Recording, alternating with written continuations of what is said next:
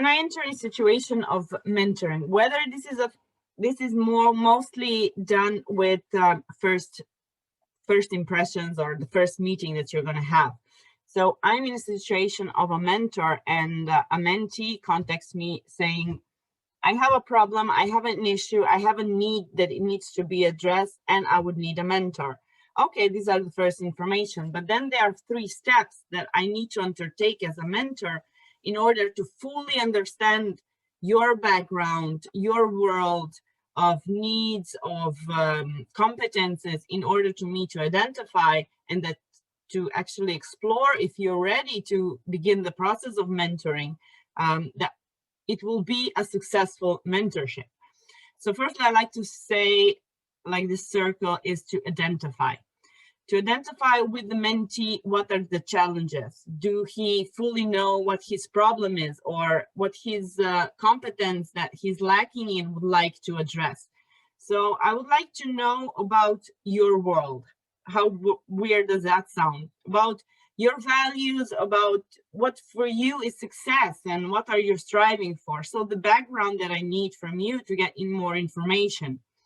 And also, what are your primary fears and what are your desires when it comes to mentorship, what you want to get out of it.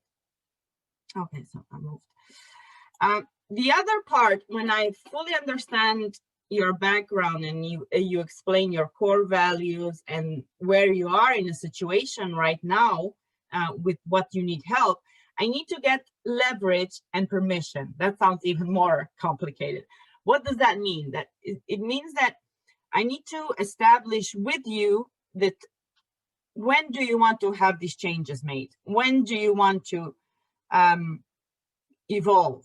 And if your response is right now, okay, we can do it. But if your response is like, I don't know, maybe somewhere in the future, like I'm still in school, maybe in 2 years when I go to work, then you're not right now not in a position to change anything in your concept of improving any kind of competence or growing your success.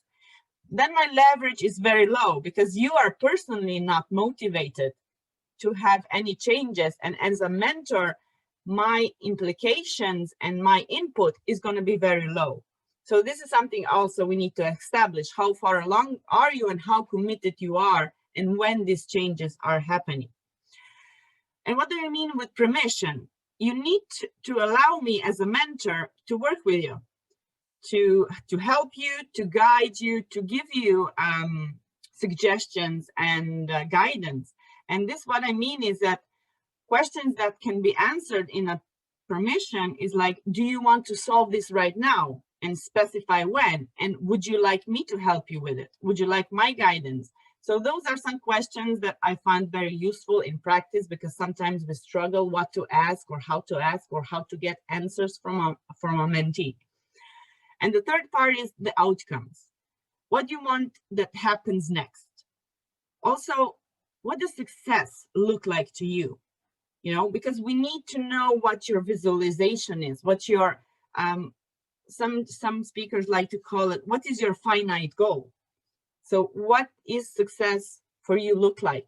It can be very small. It can be that you need help in public speaking and you come to me and say, I need help because I have a presentation or a public speaking event coming up in the next month, and I would like your guidance and help to do that. Those are smaller steps. Of course, we can do that. But I want to know what your end goal is. Well, how do you picture yourself doing that public speaking event? So how is your perfect scenario? What's your finite goal look like when coming out of this mentorship? Also understanding that mentorship is a two-way street. We both learn. As you learn from me, I learn from you, because we are growing together in this relationship, because this is what we are basically doing. We are entering a relationship which is based on trust, which is based on engagement. And the energy that one puts in, the other also collects, and vice versa. So it's also a transfer of energy between one mentor or a mentee.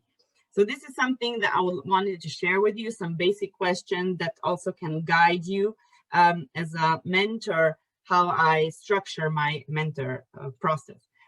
But also, it's also very important that as a mentee, you also have questions for the mentor, of course, because you need to choose wisely. Not all mentors are good mentors, and not all mentors are suited for what you want to get out of it. So you can also have questions for the mentor if you're in a position of a mentee. It's like also getting to know your mentor. What are the values of a mentor? What are the best and worst decisions a mentor has made, either in his professional life, his personal life, his spiritual life, wherever you want this mentorship to be in any kind of topic. You also want to get to know if this is going to be a suitable relationship. You can also treat it like a first date. First dates are nice, awkward, but they do similar to interviews. This is going to be the same when you are in a position of talking to a mentor. Also, it's important to ask what faced or if a mentor is faced with a disappointment, how are we dealing with it? It also gives you an example of how mentor might also be stressed in your situation, and to see if it's like, oh, I take a day break, or I just make evaluation to see where it's going, or I just stop texting and calling people. It will give you a feedback if he's entering a stressful mentorship with you, and he says that when he's facing a disappointment, he stops calling, then it's a red flag for you, saying that, okay, he might then not answer me. So you also need to get to know a mentor and post him questions to know if they are suitable. And I also posted some questions for a mentee, just general questions that will outline the situation, or situational questions, like in general, like how the success look for you, or also boosting their confidence in the beginning, so that in a mentee also is consciously aware of his successes. Sometimes we are not aware of the successes that we have been done in the past. So you can ask, like, what was your successful thing that you did in the past week? And I'm sure anybody of us can find something that we are proud and successful that we did in the past. It's also a way to boost their confidence and start in a positive note, this mentorship. And also this finite goal that I was talking about, what's your perfect picture in the end? What do you want to visualize? What success looks like to you? Also, what would you do, and what will happen if all the obstacles that you're currently seeing and facing will suddenly disappear? So what will happen? What will happen? And also, I think when we are talking about finite goals, those are the goals that are finished. Finite goals, you can look also like, I love sports metaphors. So when you're running 100 meters, there's a goal line, there's a line. When you cross it, you're done. This is your finite goal. The biggest stresses and depression when it comes to success, career, anything in life is when you finish that goal, when you reach that goal line and you have reached your finite goal, what comes next? I think it's also important in mentorship. Yes, you come with me with a need for mentoring, for coaching, that I give you guidance in different areas.